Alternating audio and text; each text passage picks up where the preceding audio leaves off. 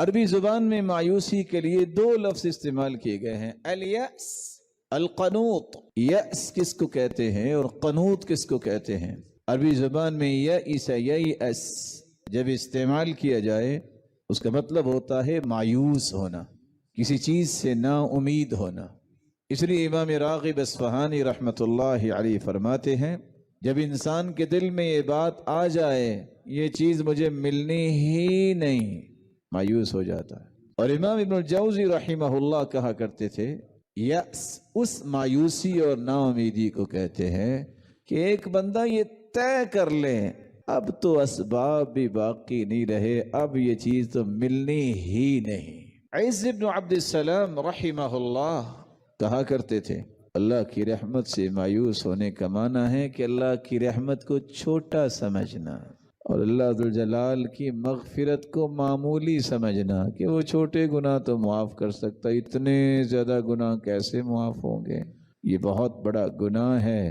اور یوں سمجھیے اللہ ذوالجلال کی سخاوت کی نفی ہے کہ اللہ کی رحمت کتنی وسیع ہے اور اللہ کی سخاوت کتنی ہے، اس سے جہالت جو برتتا ہے وہ نا امید ہوتا ہے۔ نا امیدی کے لیے ایک دوسرا لفظ بھی استعمال ہوتا ہے القنوط، قانط یقنط قنوطا، جو ہے جب یہ لفظ استعمال ہو تو اس کا مطلب ہوتا ہے بالکل نا امید ہو جانا، شدت کی مایوسی جس کا نتیجہ خودکشیات نکلتا ہے۔ اس طرح وہ اللہ ذوالجلال سے بدظن ہو جاتا ہے کہ یہ میرا کام تو ہونا ہی نہیں ہے، یہ میرے حالات تو بہتر ہونے ہی نہیں ہے، نتیجتاً وہ اپنی جان کی بازی لگا دیتا ہے، خودکشی کر لیتا ہے۔ اور آپ جانتے ہیں خودکشی کرنے والا جہنم میں جائے گا، خالداً مخلداً فیہا ابدا، لفظ بہت بڑے اللہ کے رسول نے استعمال کر دی جس میں وہ ہمیشہ رہے گا۔ اس لیے امام ابن الاسیر رحمہ اللہ فرماتے ہیں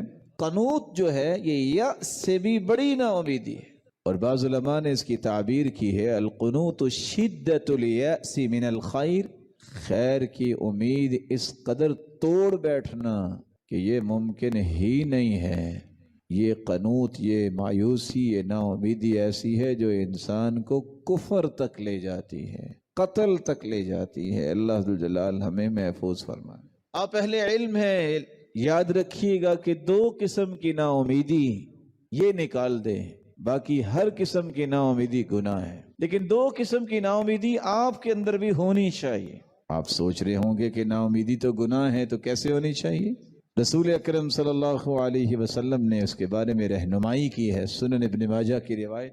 ایک شخص آیا اور آ کے کہتا ہے علمنی یا رسول اللہ واوجز، اللہ کے رسول ذرا مجھے کچھ سکھا دیجئے لیکن مختصر سی بات سکھائیے گا۔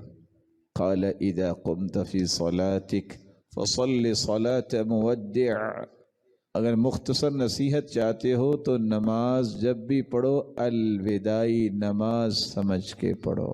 ولا تتکلم بکلام تعتذر من، کبھی ایسی بات کرو ہی نہ جس کی بات میں معذرت کرنی پڑے۔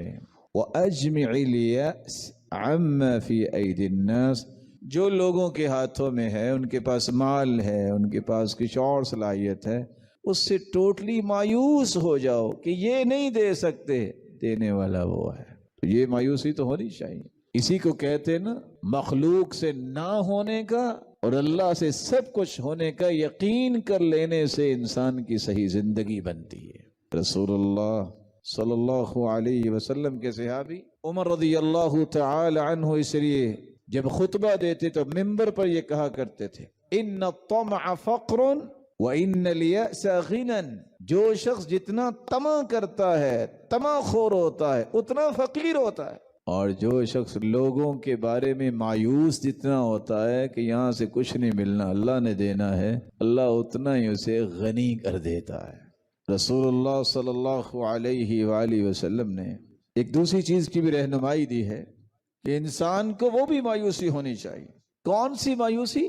اللہ تعالیٰ نے قرآن مجید میں کتنی آیات نازل کی ہیں جس میں عذاب کا تذکرہ ہے، بڑی بڑی وعیدیں سنائی گئی ہیں، اور ایسا انسان جو گناہوں میں اٹا ہوا ہے اور گناہوں میں لتھڑا ہوا ہے لیکن اس کے باوجود بھی وہ امید لگائے بیٹھا ہے، توبہ بھی نہیں کرتا، ایسا شخص جس کو اللہ کا خوف ہی کوئی نہیں ہے، اس کے سامنے عذاب کی آیتیں، اس کے سامنے وعید کی آیتیں بیان کرنا اور پھر اسے مایوس کرنا کہ جو تم سوچے بیٹھے ہو اس سے مایوس ہو جاؤ، یہ بھی مایوسی جائز ہے تاکہ حق کی طرف پلٹ کے آ جائے۔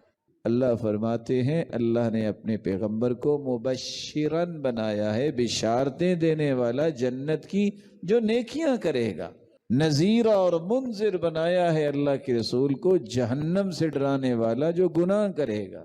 تو ایسی کیفیت میں بھی انسان کو یہ مایوسی جو ہے کہ میں نے اتنے گناہ کیے ہیں اس کو واپس پلٹنے کے لیے فائدہ دے سکتے۔